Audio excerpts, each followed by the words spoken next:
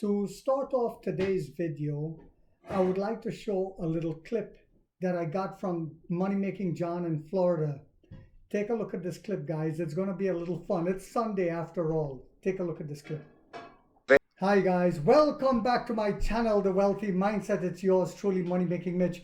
And as usual, guys, this is not financial advice. Please do your own due diligence and research.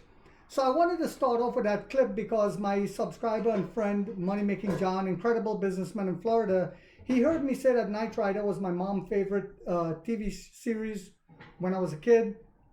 And I always liken Neo to Knight Rider, right? The future is here. It was amazing as a kid to see, to hear a car talk and stuff like that. And now to see it in reality, people still hasn't wrapped their heads around that to understand how far we have taken technology, especially Neo. We're always the leader in AI, in, so many different fields in the electric vehicle industry, with a genius CEO that is thinking way ahead, that was the first to think about creating a perfect ecosystem, not just pumping out EVs and putting them out there. We have daycare, we have chauffeur service, we have a phone, etc., etc. And Money Making Melvin and I was talking about the whole he's from Florida as well, the whole Robotaxi thing. And he was saying that, and I didn't fully agree with him back then, that the Robotaxi thing is a waste. He said, think about it. Uber doesn't have much overhead. People use their car, they destroy their car, but yet Uber still isn't really profitable to that extent. Now imagine with a Robotaxi, you have tires, you have wear and tear, etc., etc. It's not going to be viable. It's going to take people jobs. And now Emperor William Lee came out pretty much saying the same thing. Now, a lot of YouTubers don't want to report on this because they are scared, because Tesla is planning to come out with Robotaxi in the future. And they're scared that people say, oh, well, you're trashing Tesla and they don't get views. But on my channel, I will give you the truth, even if it's hard to listen to.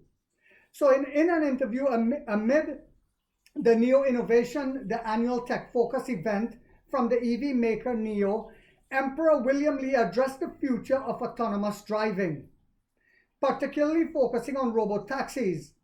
So, as Lee emphasized, that the true value of autonomous driving, lies in enhancing safety and freeing up human energy. Imagine you going from where I am in Pennsylvania to Florida, you're tired, the car can do the driving, rather than displacing drivers from their jobs. So we have a lot of people that depend on on driving for these rideshare hailings, right? In China, it's Didi. Over here, it's Uber, Lyft, and another one that just came out, Govish, here in Philadelphia, that is actually cheaper than Uber and Lyft. I spoke about them briefly before, and yet they pay more to the driver. The technology of Robotaxi will definitely mature from a technical perspective. I have no doubt about that. If Robotaxi cannot be realized, then there's no point in talking about artificial intelligence, which we're the leader in yet again. It will definitely mature sooner or later, he stated. Lee expressed skepticism about the sustainability of Robotaxi as a business model for Neo, pointing out that while the technology will mature, the limited capacity of urban areas to accommodate operational vehicles restricts the potential for large-scale commercial success. Now, perhaps here in America it will work, but in China, the roads are totally different. But is it necessarily a sustainable business, he asks. No, it's not, he says. This is coming from a genius billionaire investor before he even started Neo. They understand the landscape in China, and I spoke about this before. Wherever Neo takes an EV, they design it according to the landscape of that country. So he says Robotaxi cannot solve the issue of traffic volume. So in the end, the number of operational vehicles a city can accommodate, whether driven by humans or not, is limited.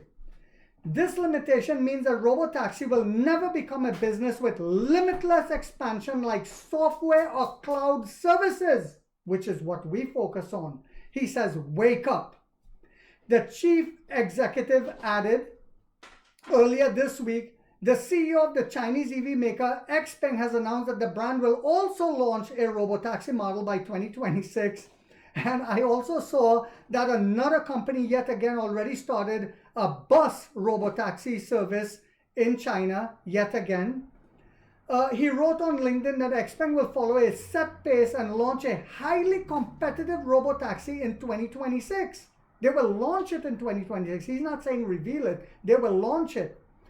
At the event, the founder and CEO also unveiled updates on Skyo. So why is it important to point out these things? XPeng, the Robo bus, the We Ride, Waymo, and so much more, is because the competition the field is already going to be saturated. How much money are you going to make from it? Is it viable? So the CEO also unveiled updates on Skyos, NIO's in-house developing operating system. In-house, we saved money on that, and presented the new generation of the NIO phone, which was outstanding yet again. He also introduced the world's first nanometer AD chip and other in-house developed technologies making us an AI company for those who don't recognize that just yet.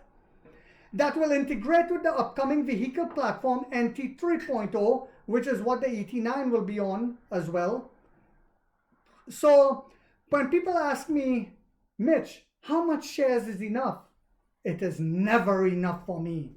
I will keep buying at these ridiculous low prices, understanding, just like that great Indian investor Monesh, who says, like Warren Buffett, he looks at companies that is trading less than what it should be valued at and sees a deal and he grabs it up. And that's what I see with NIO. So I hope you guys found this video to be informational, inspirational, motivational on a Sunday. If so, guys, do not forget to hit that thumbs up. It takes a lot of time to do these videos. I'm doing this video before I run off to work. And if you haven't yet subscribed, you might want to think about doing so, because in this channel, we're waking up the middle class for the first time to get a major piece of the pie. And like 50 said, we get rich or we die trying, guys.